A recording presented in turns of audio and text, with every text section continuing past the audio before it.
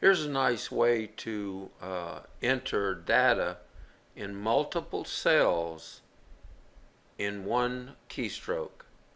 Let's say that you wanted people to enter data in all these cells right here, and so you wanted to put enter data.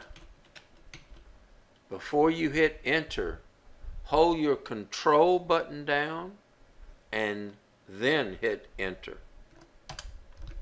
You see, it'll put whatever you typed right here into all the cells. It's just a little extra if you're trying to enter data into multiple cells at one time. All you do is highlight the area that you wanted to. If I wanted to put it here, and I say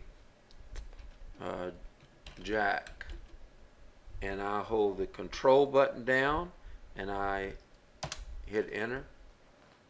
It's just a neat little deal if you have to enter the same data in multiple cells.